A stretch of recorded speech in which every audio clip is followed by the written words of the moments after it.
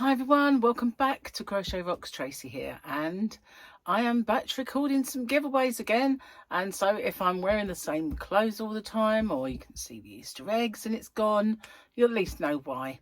So before I start, I just want to say a huge thank you to each and every one of you, whether you're a subscriber and you watch my videos and you comment and you like, share and hype them, whether you're a member, whatever you do for me, I truly do appreciate each and every one of you.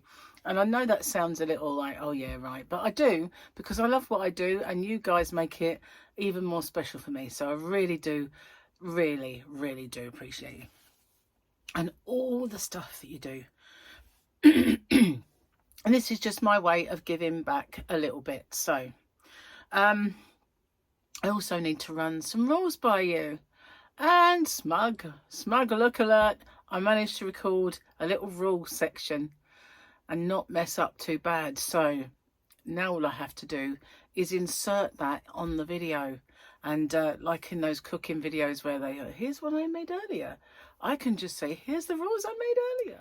Firstly, if you could watch this video in its entirety, it really does help me with the postage. It also helps with the YouTube algorithm.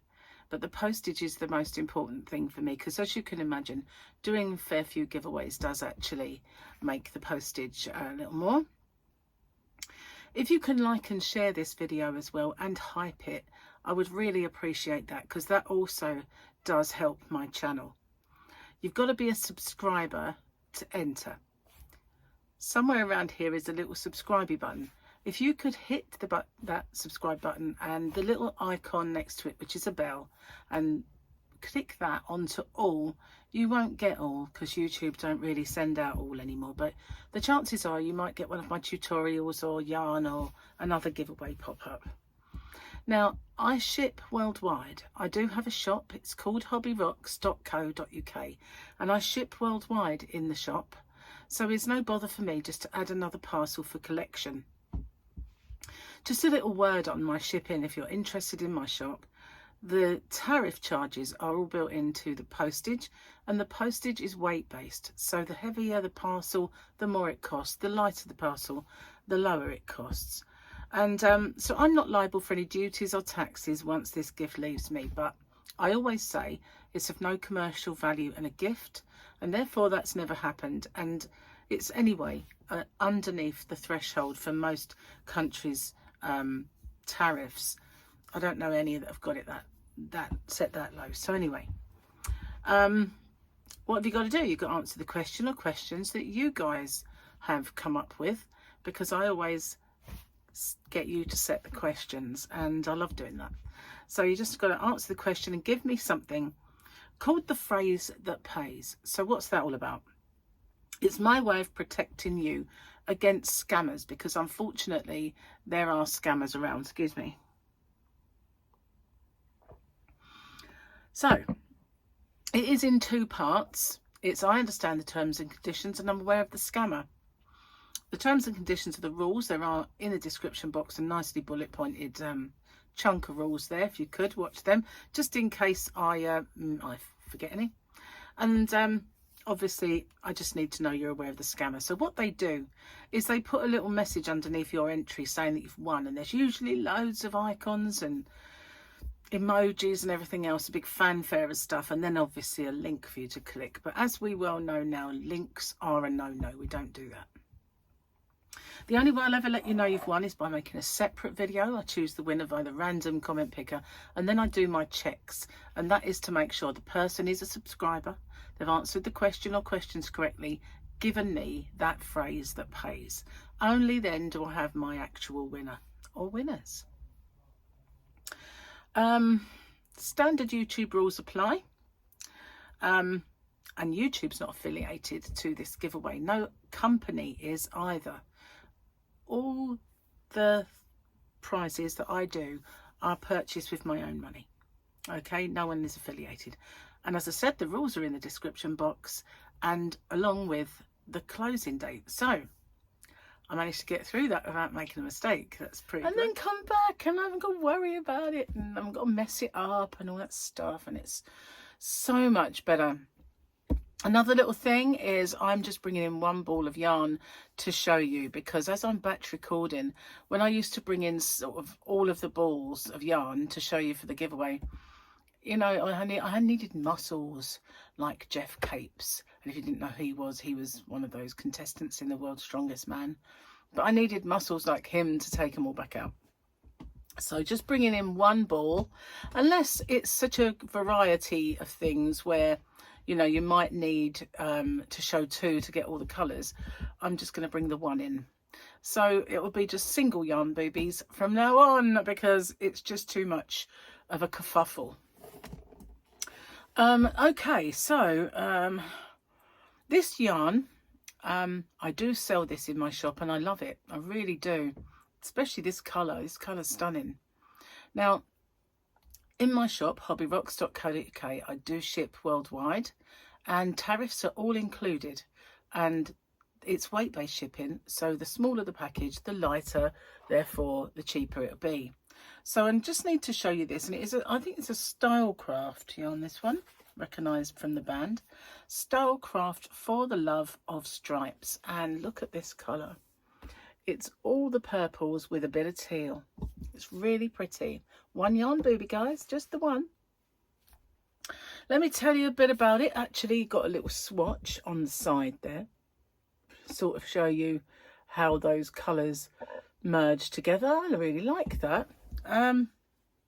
This is a chunky weight yarn, therefore a bulky 5 for you guys across the pond.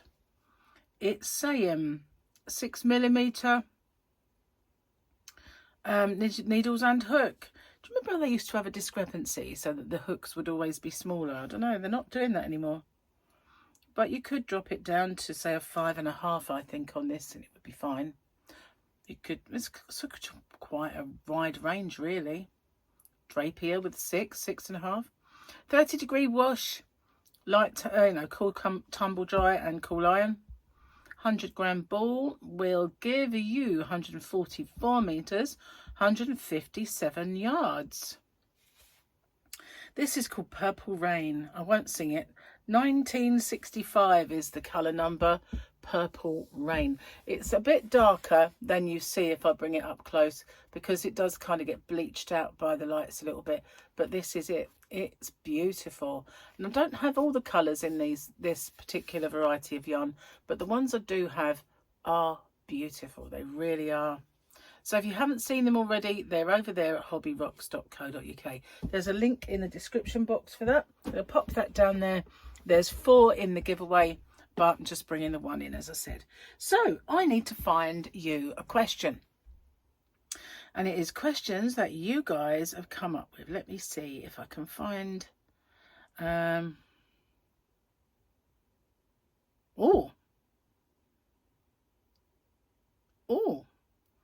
Becky the Lab Mum, that's Labradors, I'm sure. She's the mum of a lab.